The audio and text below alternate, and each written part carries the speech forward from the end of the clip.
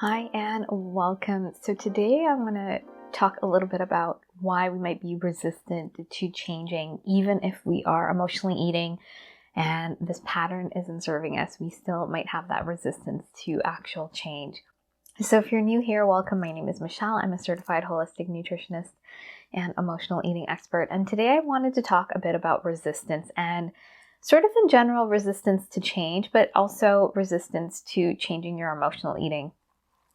Part of the reason I wanted to talk about this is that this is usually one of the biggest stumbling blocks we have to making that change in our life, to feeling good in our body and feeling good around food, because we just resist changing. We think that we're going to be different. And yes, the truth is we are going to change and we're going to transform, but it's not like we're becoming something other than who we are. We're actually getting closer to who we really are.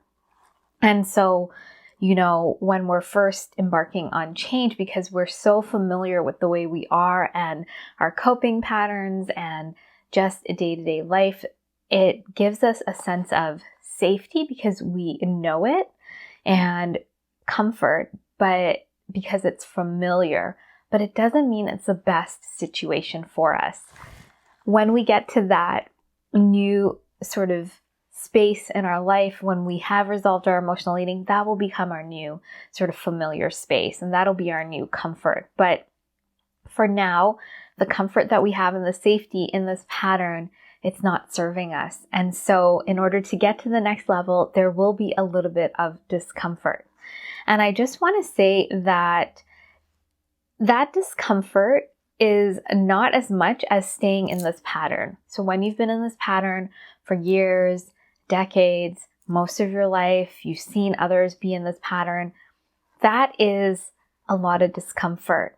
And even though it's familiar, it's still discomfort because you're constantly obsessing and, directing a lot of your energy towards it. The energy and sort of the discomfort of getting to that new space is much less because it's a process. And once you get there, you're actually releasing a lot of the extra energy that has been taken up by this pattern. And so when we transform this pattern, we get closer to who we are, because this is a pattern. When we're very young, and a lot of the times with my clients, what I see, this pattern develops when they're very young.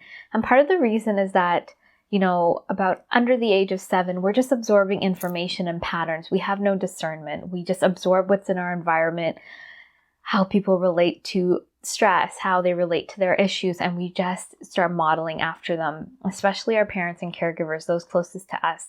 And it's so easy to implement these patterns into our nervous system, into who we are, because that is how we are built as humans, to just absorb information. We're in this huge learning phase. There's little resistance.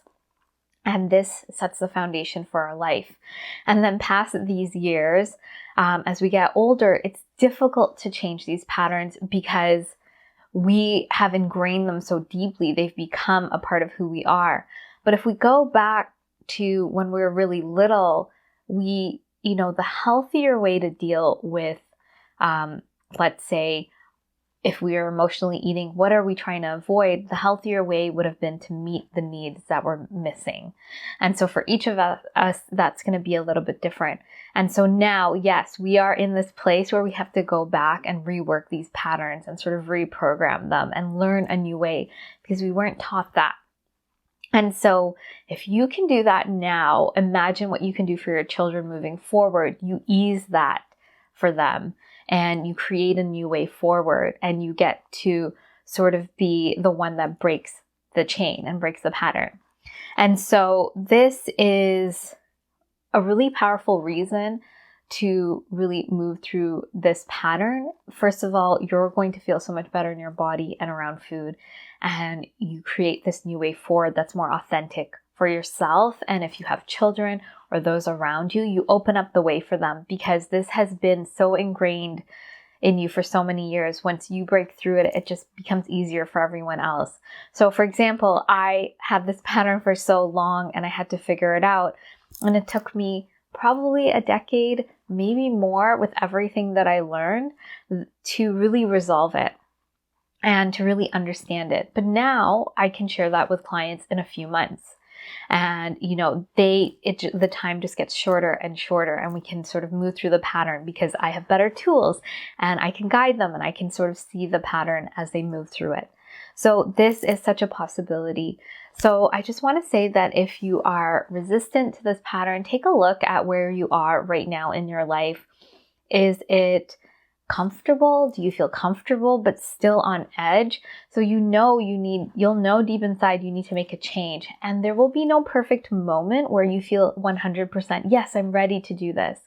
Because we always carry a little bit of fear when we're trying something new because we don't know how it's going to turn out.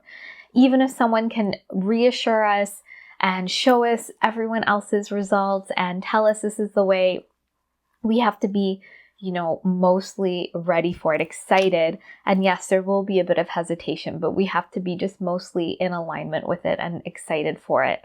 But you will never 100% be like, yes. It's really rare. And so, if you are uncomfortable with where you're at right now, check inside and see what's the next best step for you. Maybe it is learning about a new way of moving through your emotional eating. So my program, the Emotional Eating Evolution Program, is a new way of moving through emotional eating. It is very different than what I was trying out, all the diets and exercise plans and even different types of talk therapy and other modalities. I even saw, other practitioners to help me with this pattern. And I had to put these different pieces together to get to the root. And so you can sort of take in how someone else is doing this.